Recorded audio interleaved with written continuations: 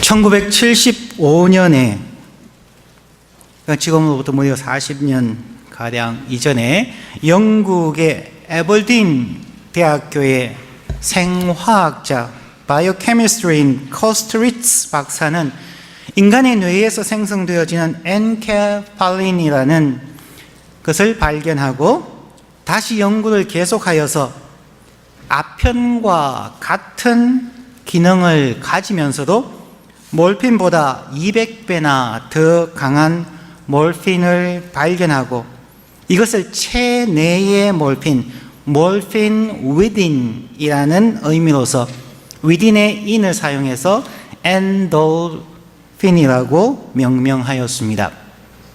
엔돌핀은 지금까지 알려져 있던 보통의 마약류는 중독성이 있지만 이 엔돌핀은 다른 진통제와 달리 중독이 되지 않는 천연 진통제입니다.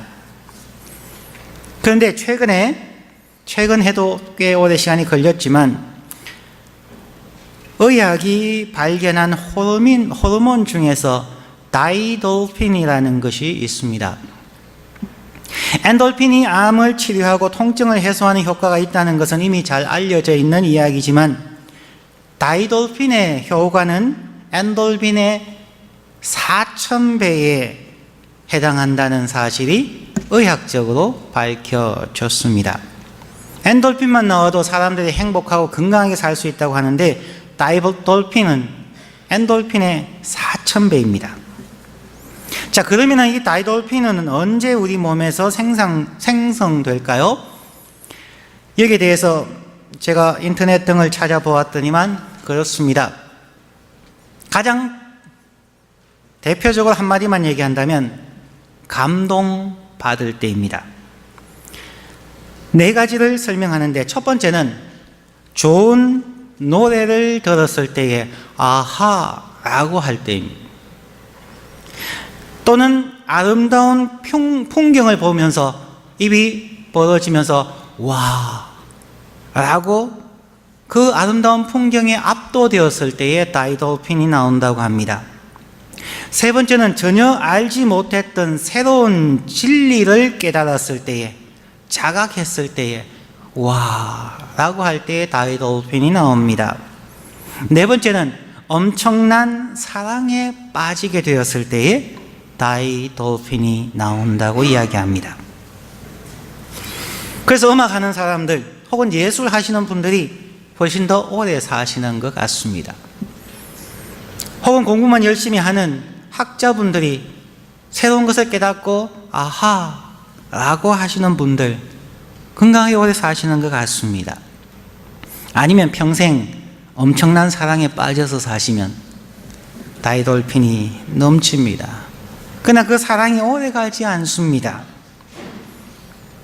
어쨌든 이러한 네 가지의 상황이 우리에게 닥쳤을 때 우리 몸에서는 놀라운 변화가 일어납니다.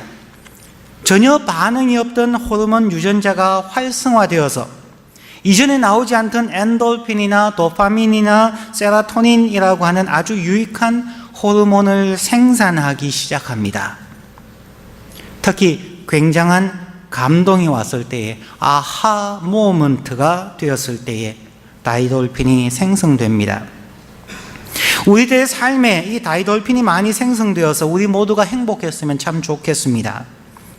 그러기 위해서는 우리들의 삶에 감동이 많아야 합니다. 푸른 하늘을 보면서 비행기처럼 두 팔을 펼칠 수 있는 어찌 보면 좀 바보 같은 행동들도 우리가 좀 했으면 좋겠습니다. 꽃을 바라보면서 해맑게 웃음 지어 보기도 해야만 합니다. 야, 이 꽃 참 예쁘다. 나무에 새순이 돋네. 길고 눈이 많은 미시간 겨울 동안 어떻게 견디고 이기다가 그 속에 생명을 품고 있다가 이렇게 새 생명이 피어오르니까 참 신기해. 참 감사해. 이렇게 작은 일에도 감동을 느끼는 분들은 스트레스도 적게 받고 몸의 질병도 훨씬 줄어들게 됩니다. 감동이 있는 삶. 그런데 전혀 감동을 느끼지 못하는 것이 현대인의 삶입니다. 태어나면은 학교 가는 것, 학교 가면은 경쟁, 좋은 대학이면은 직장, 좋은 직장에 가면은 꿈의 직장에 들어갔다 할지라도 엄청난 스트레스에 일주일에 60시간, 70시간, 직장에서는 40시간이지만 집에까지 서류 뭉치를 들고 와서 일해야 하는 사회. 조금 지나면 자녀 키운다고 걱정, 자녀 크고 나면은 노후 걱정. 일생 동안 스트레스 속에 살아가는 우리들의 삶입니다. 그런 속에 살아가는, 스트레스 속에 살아가는 사람들, 감동을 잃어버린 사람들은 말이 줄어드는데 자연을 보면서 느끼는 것은 단 두 마디입니다. 춥다, 덥다. 조금 표현이 많은 사람들은 단어가 조금 늘어납니다. 더워 죽겠다, 추워 죽겠다. 조금 더 마음이 안 좋으신 분은 더럽게 덥다. 이 표현들이 무감동 혹은 불편한 얘기들을 많이 합니다. 저와 여러분의 일상의 삶 속에 우리가 어떤 단어를 쓰고 있는지를 보시고 우리의 마음에 감동이 있는가를 살펴보는 것이 참으로 중요합니다. 사람들은 그렇게 이야기합니다. 감동할 것이 없습니다. 감동할 것이 없는 것은 모든 사람이 거의 동일합니다. 중요한 것은 감동을 찾아가는 것입니다. 들에 피어있는 꽃이나 푸른 하늘은 누구나 볼 수 있는 것입니다. 그런데 어떤 사람은 그것을 보면서 감동하고 어떤 사람은 전혀 무감각한 이유는 무엇일까요? 마음의 문제라는 것입니다. 우리가 기어이 감동하고자 하는 결심을 해야 되는 것입니다. 감동도 습관입니다. 감동이 없는 삶은 참 힘듭니다. 오늘도 아침에 아내에게 야, 참 멋있다. 그랬더니 이상한 눈으로 바라봅니다. 뭘 원하십니까? 아니, 설교하기 위해서 이쁘다고 한번 얘기해 주면 감동을 해야 되지 않습니까? 감동이 인색한 겁니다. 기독교의 신앙은 감동입니다. 기독교의 처음 시작이 창조 아닙니까? 기독교의 처음 시작이 아무것도 없는 곳에서 암흑 속에서 빛이 있어야 하고 생명이 탄생하고 생명이 탄생할 때 그 기쁨은 누구나 경험했을 겁니다. 오래 가지는 않지만 탄생의 순간은 기쁜 것입니다. 특별히 자기 자녀보다는 손주들이 태어날 때의 할아버지 할머님들의 감동은 정말 대단합니다. 기독교의 삶이 창조에서 시작해서 가장 마지막이 무엇으로 끝납니까? 혼인잔치로 끝이 납니다. 어린 양의 혼인잔치입니다. 잔치처럼 좋은 게 어디 있습니까? 결혼식을 한다는데 하객들이 쫙 몰려들어서 야, 신랑 이쁘다, 신부 이쁘다, 너무 멋있다. 기독교는 처음과 끝이 감동에서 시작해서 감동으로 끝나는 것이 기독교입니다. 그런데 기독교 생활을 하다 보면 사람들이 감동보다는 너무 엄숙해집니다. 그냥 주여, 그냥 땅이 꺼질 것 같은 한숨 소리 같은 소리들이 너무 많이 납니다. 그러니까 기독교의 본질과 다른 신앙생활을 우리가 하고 있다는 것입니다. 신앙생활이 정말 복음의 감격, 구원의 감격, 하나님이 나를 창조하셨다, 하나님이 나를 사랑하신다, 예수 그리스도께서 나를 위해서 십자가에서 죽으셨다, 부활하시며 나에게 부활의 생명을 주셨다, 주님이 나를 지금도 기다리고 있다, 얼마나 애타게 기다리면 돌아온 탕자에서처럼 아버지가 집안에 계시지 아니하고 문 밖에 동네 어귀까지 나와서 나를 기다리고 계신다, 나를 맞이하여서 혼인 예식장으로 들어가신다, 그 상상을 하면 기쁠 수밖에 없습니다. 그 복음의 감격이 있는 것, 그것이 기독교입니다. 하나님의 뜻이 무엇입니까? 사람들은 하나님의 뜻을 찾습니다. 세계 선교를 하고 제자 훈련을 하고 봉사하고 구제하고 수없이 얘기하지만 하나님께서 친히 말씀하신 성경에 나와 있는 하나님의 뜻은 우리가 아는 것처럼 데살로니가전서 5장 16절부터 18절입니다. 항상 기뻐하라, 쉬지 말고 기도하라, 범사에 감사하라. 화면에 나와야 되는데 안 나오잖아요.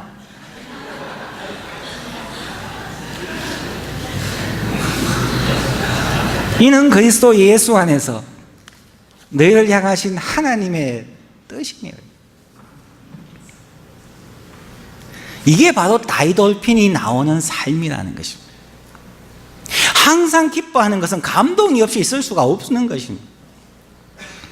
쉬지 말고 기도하는 것, 절망하지 않고 우리를 구원하시고 우리를 도와주실 분이 계시다는 그 희망,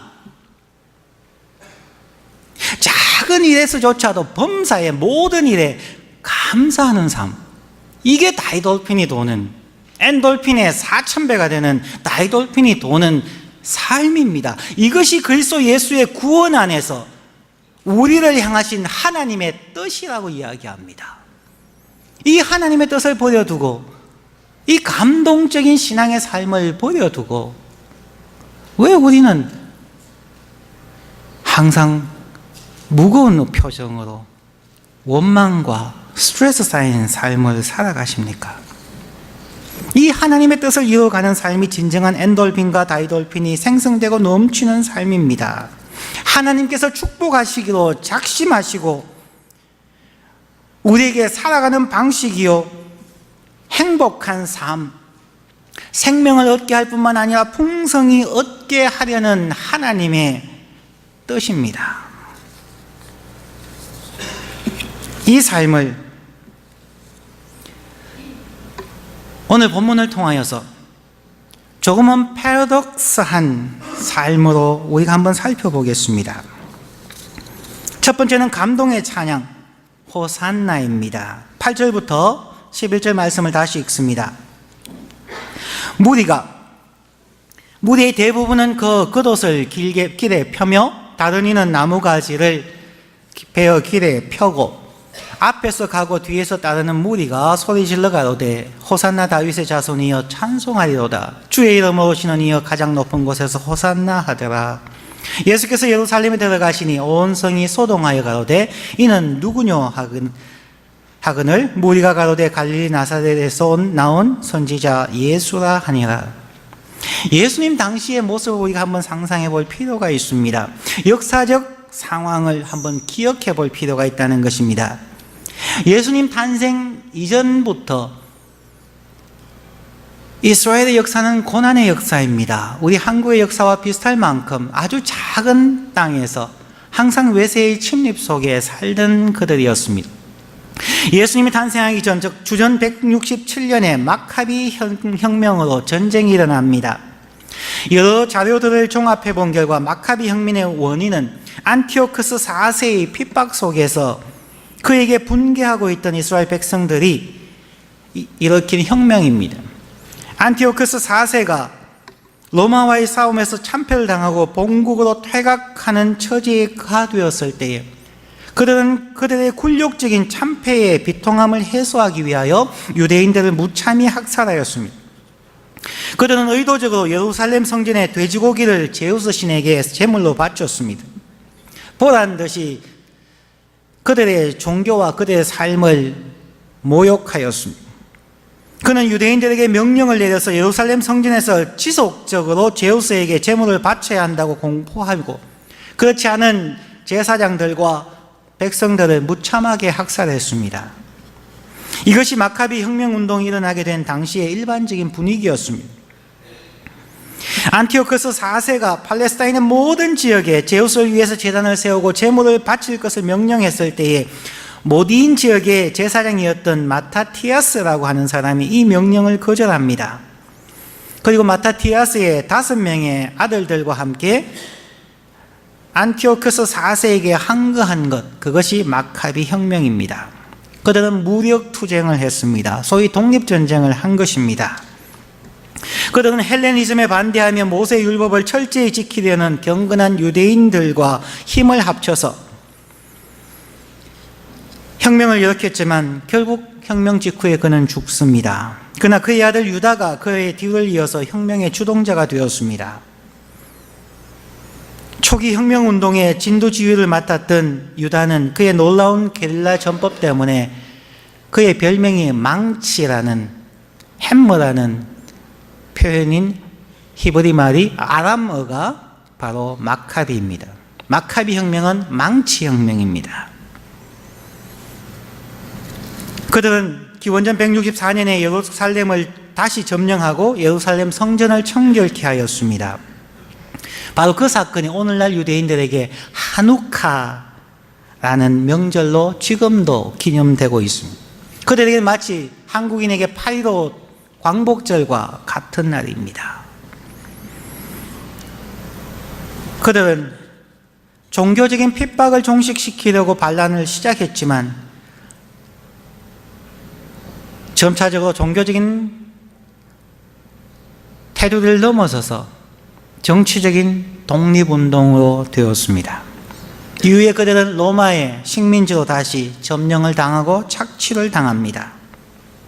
예수님의 탄생과 동방박사들이 헤롯 왕을 만난 후에는 또한 2세 이하의 모든 남자들 다 죽여버리는 엄청난 고통을 당했습니다. 그들에게 주권은 없었습니다. 그들은 식민지의 백성으로 살아가면서 고통 속에 살았고 로마에게까지 세금을 바쳐야 했으며 힘들게 살았습니다. 이스라엘 사람들에게는 독립이 절실했습니다. 날마다의 고통의 삶에서 해방되기를 원했습니다. 이것은 그 당시 예수님 당시 유대인들뿐만 아니라 36년 식민 통치하에 한국 사람들, 외국의 식민지 세국에서 살아가는 모든 사람들의 꿈입니다. 예수님께서 예루살렘에 입성할 때 나귀를 탄 부분은 잠시 후에 나오겠습니다마는 스가랴서의 예언은 분명히 왕이 온다고 성경에 분명하게 예언되어져 있습니다. 그런 성경을 알았고 성경에 왕이 온다고 하니까 당연히 정치적인 왕을 기대할 수밖에 없었습니다. 그들이 겉옷을 길에 펴고 종려나무 가지의 팜 브랜치를 들고 흔들었습니다. 지금 되어지는 그 투데이라고 하는 여러분의 디보셔널 책에 보면은 왜 팜 브랜치를 흔들었을까요? 그 수많은 나뭇가지들이 있는데 왜 종려나무 가지를 흔들었을까요? 그분은 그렇게 이야기합니다. 종려나무는 그 나라에 있어서 애국적인 patriotic expression입니다. 그들에게는 애국적인 표현이고 독립의 표현입니다. 그래서 그들은 팜트리를 흔들었다는 것은 이제 독립이 이루어진다는, 이제 해방의 역사가 일어난다는 그러한 표현입니다. 그들의 간절한 마음의 표현이라는 것입니다. 길가에 늘어선 유대인들의 기쁨과 감동은 말로 표현할 수가 없는 것입니다. 마치 한국의 3.1 독립운동 때에 수많은 사람들이 태극기를 들고 나가서 외치다가 총칼에 맞아 죽으면서도 외쳤던 독립 만세의 그 감동입니다. 감동입니다. 여러분의 삶에서도 있어야 하는 감동입니다. 그들은 겉옷을 펴서 길에 펴고 애국의 상징인 감람나무 브랜치를 흔들면서 호산나 다윗의 자손이여 찬송하리로다 주의 이름으로 오시는 이여 가장 높은 곳에서 호산나 이제 우리에게 구원이 있습니다. 우리에게 이러한 감동과 찬양이 있습니다. 여러분이 세례를 받았을 때에, 여러분이 예수를 처음 영접하는 그 기쁨이 있을 때에 이들처럼 길가에 늘어서서 자기의 겉옷을 펴고 감람나무 추위를 흔들던 그 감동이 여러분들에게 있으셨습니까? 그렇지 않고 예수를 믿기 시작한 분들도 있겠죠. 혹 그때의 그 감동이 있었다 할지라도 왜 지금 그 감동을 잃어버렸습니까? 왜 우리에게 그런 감동이 없습니까?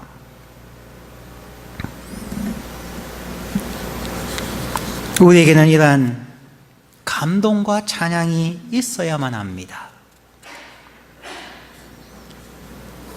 본문의 두 번째로 예수님이 구약의 예언을 성취하셨습니다. 4절과 5절에 보면 이는 선지자로 하신 말씀을 이루려 하심이라 일러서되 시온 딸에게 이르기를 너의 왕이 너에게 임하나니 그는 겸손하여 나귀 곧 멍에 매는 짐승의 새끼를 탓도다 하라 하였느니라. 저희들도 성경을 읽을 때에 저희들의 마음에 와닿는 성경만 좋아하지 않습니까? 성경을 다 믿지는 않지요. 힘들고 명령을 지키라는 것이 있으면 우리는 변명하고 타협하고 물러섭니다. 그런데 우리에게 복 받으라 이러면 너무 좋아합니다. 내 영혼이 잘된 같이 범사에 잘되고 강건하길 원하노라 그러면 할렐루야 찬양을 합니다.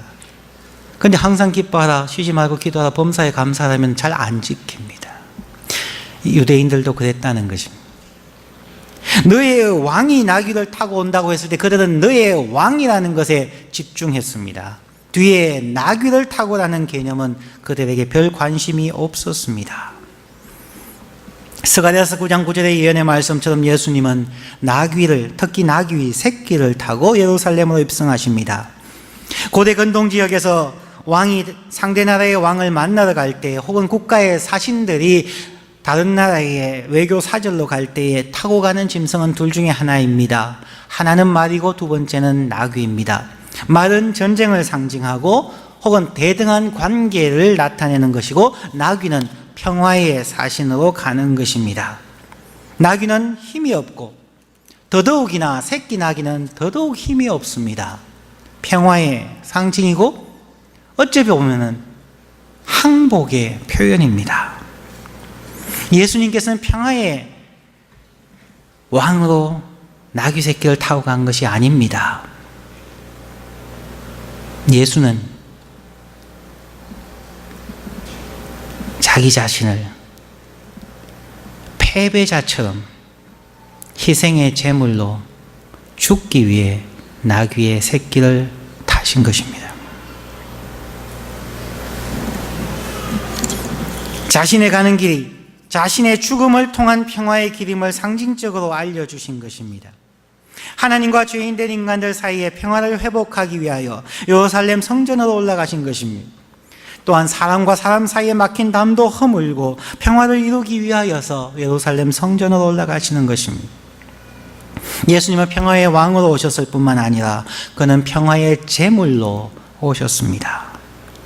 그리고 우리 그리스도인들에게 그 예수의 평화, 그 예수의 항복과 희생을 우리에게 명령하셨습니다. 마태복음 5장 9절 말씀에 화평케 하는 자는 복이 있나니 저희가 하나님의 아들이라 하나님의 자녀라 일컬음을 받을 것이요. 하나님의 자녀는 하나의 조건이 있습니다. 피스메이커입니다. 화평케 하는 자들입니다. 또한 바울은 고린도후서 5장 20절에서 말씀합니다. 이러므로 우리가 그리스도를 대신하여 사신 엠베스더가 되어서 하나님이 우리로 너희를 권면하시는 것 같이 그리스도를 대신하여 간구하노니 너희는 하나님과 화목하라. 화평케 하는 하나님의 전권 대사 엠베스더로서 살아가야 함을 이야기합니다.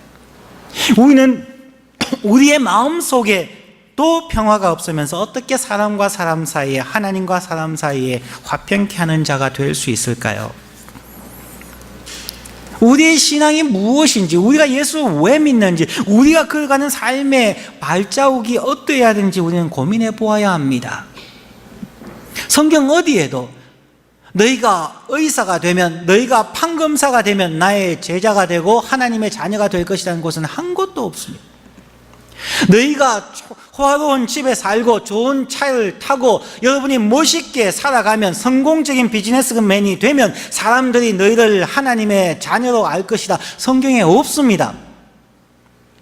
그러나 우리는 특별 새벽기도부터 시작하여서 금식하면서 우리는 우리의 행복과 우리의 성공을 위해서 기도하고 살아갑니다. 그러기에 감동이 없습니다. 감동은 경제적인 성공과 명예의 성공으로 생길 수가 없습니다. 우리가 아는 것처럼 유명한 정치인들 행복할까요? 행복하지 않습니다. 더 큰 권력을 위하여 그들은 밤잠을 못하고 그 높은 곳에서 떨어질까 봐, 추락할까 봐 두려워서 스트레스 받으며 힘들게 살아갑니다. 월스트리트 저널에서 일하는 수많은 우리가 아는 것처럼 거의 공식화되어 있습니다. 월스트리트에서 정권 시장에서 일하는 사람들 과반수 이상이 전부 마약 중독자들입니다. 영화나 소설들을 보십시오. 대부분이 마약 중독자들입니다. 환락 생활에 빠질 수밖에 없습니다.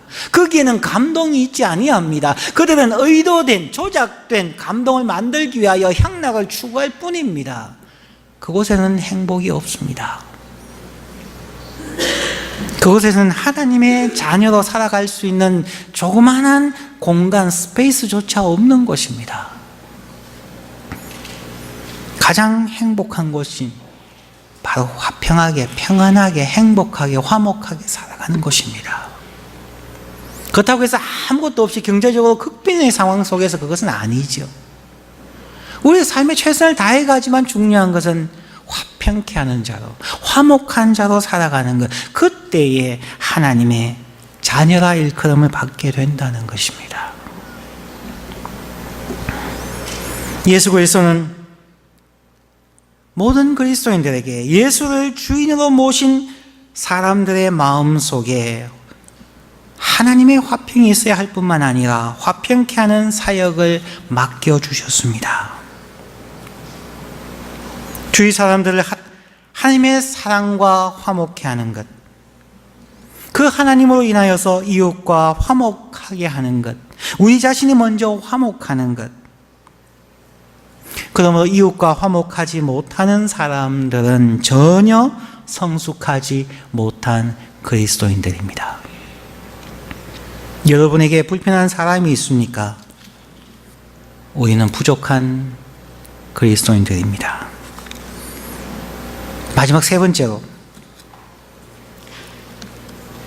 좀 제목을 과격하게 만들었습니다. 먹히는 자가 먹는 자를 이긴다. 본문의 1절부터 3절까지입니다. 저희가 예루살렘에 가까이 와서 감람산 벳박에 이르렀을 때에 예수께서 두 제자를 보내시며 이르시되 너희 맞은편 마을로 가라. 곧 메인 나귀와 나귀 새끼가 있는 것을 함께 있는 것을 보리니 풀어 내게로 끌고 오너라. 만일 누가 무슨 말을 하거든 주가 서시겠다 하라. 그리하면 즉시 보낼 것이다 하시니라. 예수님은 자신이 아직 가지 않은 길 건너편, 거기에 나귀가 있을 것을, 나귀 새끼가 있을 것을 이미 아시고 나귀 주인이 어떻게 제자들에게 반응할 것까지 미리 알고 계셨습니다. 왜 복음서들은 이것을 자세하게 쓰고 있을까요? 그냥 건너 마을에 가서 나귀 데리고 와서 타고 가셨다라고 쓰지 아니하고 왜 이렇게 자세하게 쓰고 있을까요? 복음서의 저자들은 강조해야 될 것이 있다는 것을 알았다는 것입니다. 예수님의 그 말씀을 통하여 예수님은 이미 자기의 죽음을 알고 계셨다는 것입니다. 그가 예루살렘에 올라가시고 십자가로 가시는 것이 의도된, 스스로 결정한 어떠한 희생을 치르고서라도 하나님의 뜻에 자기를 순종하고 굴복해 하겠다는 의지의 표현이라는 것을 복음서의 저자들은 강조하고 있는 것입니다. 자신이 가고 있는 길이 죽음의 길, 인간적으로 표현하자면 자신이 가고 있는 것이 손해보는 길이었습니다. 그럼에도 불구하고 예수님은 자신의 의지와 하나님의 말씀에 대한 순종 때문에 담담하게 손해보는 길, 죽음의 길로 나아가고 있었습니다. 예수님은 아셨습니다. 먹히는 것이 먹는 자를 이기는 길이라는 것을, 손해보고 지는 것이 결국 이기는 것을 예수님이 아셨다는 것입니다. 저희들이 왜 불편합니까? 우리가 가족 사이에, 이웃과 친구 사이에 왜 불편합니까? 지지 않기 위해서, 무시당하지 않기 위해서, 우리의 자존심을 세우기 위해서 말다툼하고 섭섭해하고 이기려고 하지 않습니다. 내가 안 되면 내 자식이라도 남들보다 잘 되게 하고 싶어서 스트레스 팍팍 받아가면서 눈에 불을 켜고 자기뿐만 아니라 가족들을 닥달하는 것이 아닙니까? 예수님이 보여주신 길은 먹히는 것이, 죽음에 먹히는 것이, 심지어 사탄에게 잡아 먹히는 것이, 죽는 것이 이기는 것을 보여주기 위해서 지금 그는 그 길이 죽음의 길이요 손해보는 길임을 알매도 불구하고, 자, 나는 이것을 알면서 간다. 너희들의 눈에는 보이지 아니하지만 저 건너편에 나귀 새끼가 있고, 너희들이 가서 풀 때에 그들이 왜 남의 것을 도적질하느냐, 왜 갖고 가느냐고 얘기할 때에 너는 그냥 가서 주님이 쓰시겠다고 얘기하라. 그 얘기 듣고 줄 사람 어디 있겠습니까? 너희들이 그 말을 하는 순간 하나님께서 그들의 마음을 감동해 줄 것이라는 거죠. 말도 안 되는 논리를 펼치는 사람에게 어떻게 상대방의 마음이 감동할까요? 사람이 할 수 없다는 것입니다. 하나님이 한다는 것입니다. 여러분의 배우자에게 져주십시오. 교인 옆에 있는 사람들에게 혹은 동료들에게 져주십시오. 여러분이 절대로 다른 사람의 마음을 변화시킬 수 없습니다. 그것을 어떻게 증명할 수 있을까요? 여러분의 마음을 변화시킨 사람이 있습니까? 여러분의 부모님들이 여러분에게 잔소리하니까 여러분이 변하던가요? 여러분의 직장 상사들이 여러분에게 막 호통칠 때 여러분이 변하던가요? 능률은 오를 수가 있습니다. 그러나 그 마음은 변하지 않습니다. 남편과 아내가 아무리 바가지를 걷는다고 바뀌던가요? 안 바뀝니다. 저는 사람들에게 그 얘기를 해주고 싶습니다. 교회 생활 하다 보면은 무슨 얘기가 있으면 그냥 말하고 싶어서, 아니야 그게 아니고 그거 틀렸고 내가 아는 바대로는 끊임없이 얘기를 합니다. 그렇게 얘기하는 사람들의 대부분은 그 마음이 허한 사람, 허전한 사람, 그 마음의 셀프 에스팀이 낮은 사람들입니다. 그 상대방이 틀린 말 해도 고쳐주려고 하지 마십시오. 고쳐주려고 얘기한다고 그 사람이 고칠까요? 그 한마디 했다고 고칠 것 같으면 그 사람은 성자입니다. 이 세상에 인터넷을 찾아보면 건강하게 사는 방법, 지혜롭게 사는 방법, 정보가 태평양보다 더 많습니다. 여러분들 아는 것 얼마나 많습니까? 여러분 행복하게 건강하게 백세 장수하십니까? 아닙니다. 성경 공부 너무 많이 하려고 하지 마십시오. 그냥 지금 알고 있는 성경 지식의 1%만 활용하십시오. 그러면 여러분은 성자가 됩니다. 더 많이 알려고 노력하는 것, 상대방의 잘못을 고쳐주려고 하는 것, 그거 틀렸어라고 얘기하는 것, 그것은 절대 사람을 변화시키지 못합니다. 제발 하나님께서 부탁하시는 것, 사람을 변화시키려고 하지 마십시오.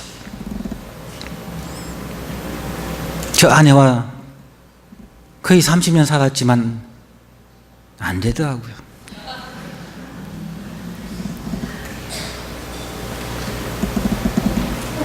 그냥 두십시오. 사람을 변화시키는 분은 삼위일체 하나님밖에 없습니다. 그냥 기도만 하십시오. 답답하셔도 이것은 내 죄다 그러고 기도하십시오.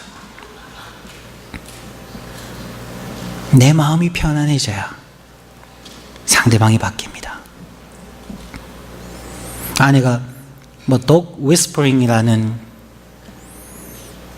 TV 프로그램을 몇 번 봤답니다. 개나 고양이를 훈련시키는 그런 내용이고 그들의 삶을 보여주는 것인데, 어떤 사람이 개를 데리고 왔는데 개가 막 뜁니다. 주인이 이거 어떡할지 모르겠습니다. 여기서 훈련 받고 갔는데 분명히 데리고 갈 때는 참 말 잘 듣는데 우리 집에 가니까 막 날뛰고 엉망입니다. 그랬더니만 개를 트레이닝 시키는 분이 그렇게 얘기했다고 합니다. 개는 전혀 문제 없습니다. 당신의 마음이 불안하기 때문입니다. 개나 고양이는 그 주인의 심리 상태를 정확하게 안답니다. 그 사람이 너무 스트레스 받고 힘들어 있으니까 개는 그 집에만 들어가면 그 주인과만 같이 있으면 불안해서 막 짖고 소리치고 물어뜯고 그런다는 것입니다. 참 많은 것을 배웠습니다. 주인의 마음입니다. 여러분의 가정에 평화가 없습니까? 사람들과 관계 속이 어렵습니까? 상대방의 잘못이 아닙니다. 여러분의 마음에 평화가 없고 여러분의 마음에 감동이 없기 때문입니다. 소크라테스는 그 아내가 악처였기 때문에 세계 최고의 철학자와 성인이 되었습니다. 주위 환경을 어떻게 활용하느냐에 따라서 우리의 삶이 훨씬 긍정적으로 바뀔 수 있습니다. 무슨 얘기입니까? 결국은 내 마음입니다. 내 마음에 감동이 있는가? 내 마음에 평화가 있는가? 그러기에 우리는 입을 닫고 그냥 듣고 사셔야 합니다.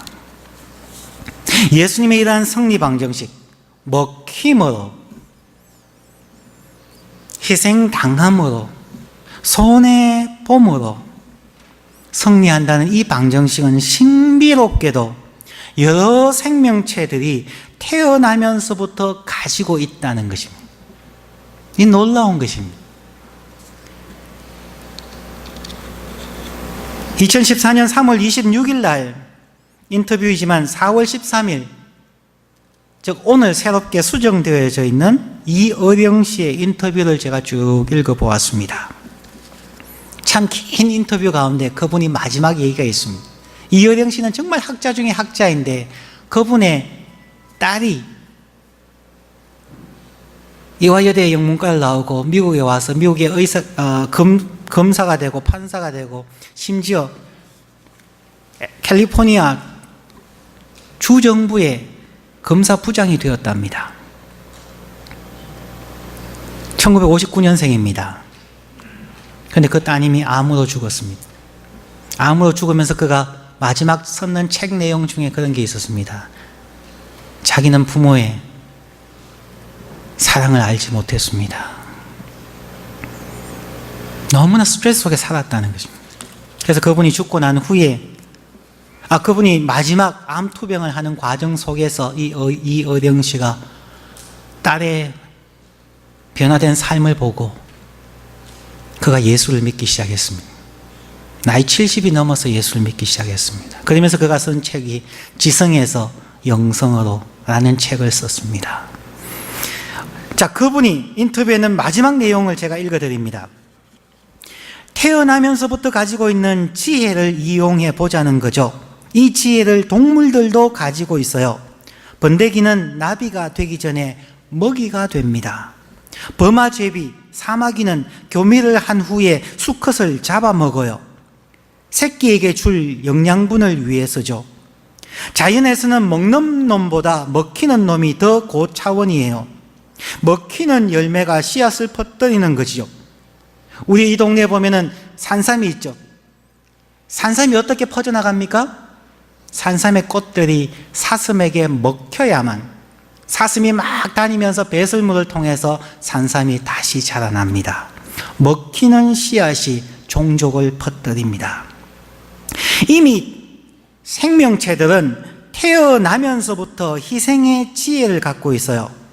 먹고 사는 문제에 국한된 게 아니라는 거죠. 생명 속에 답이 있습니다. 이어령 씨의 인터뷰입니다. 또 하나를 소개하면은 책으로도 유명한 가시고기가 있죠. 웹사이트를 찾아보니까 그렇습니다. 가시고기는 큰 가시고기과에 속하는 어종으로 강원도와 경상북도의 동해로 유입되는 대부분의 하천과 충청북도 제천시의 의림지에 분포하며 북한, 중국의 동쪽, 일본 등지에서도 분포합니다. 몸은 길고 옆으로 납작하며 양옆에 32개에서 36개의 연결된 비늘판을 가지고 있습니다. 겨울 또는 연못에 지하수가 솟아오르는 곳을 선호하며 동물성 플랭크톤 등을 잡아먹습니다. 산란기는 4월에서 7월이며 이때가 되면 수컷은 수초 조각들을 모아서 자기의 콩팥에서 분비되는 점액으로 둥지를 만들고 이곳에 암컷을 유인하여서 산란토록 합니다. 산란 후 수컷은 둥지를 지키며 부화될 때까지 알을 보호합니다. 이 가시고기의 길이는 최고가 7cm 밖에 되지 않습니다. 8cm 이상 되는 고기는 없다고 합니다. 정말 작습니다. 백과사전은 가시고기를 이렇게 설명하고 있습니다. 특이한 점은 수컷 가시고기의 희생입니다. 암컷 가시고기는 알을 낳고 떠나버리고 수컷 가시고기가 알을 보호합니다. 수컷 가시고기는 알을 안전하게 지키기 위해서 온몸에 상처를 입어도 목숨을 걸고 그 자리를 지킵니다. 알이 모두 부화한 후에야 비로소 숨을 거두는데 새끼 가시고기가 숨진 아빠 수컷의 살을 파먹습니다. 수컷 가시고기는 목숨을 걸고 새끼들을 지킨 뒤에도 자기 몸까지 새끼들을 위해서 희생합니다. 그게 가시고기입니다. 먹힘으로 자손들이 번성하고 행복하고 강건하게 하기 위한 자연의 원리입니다.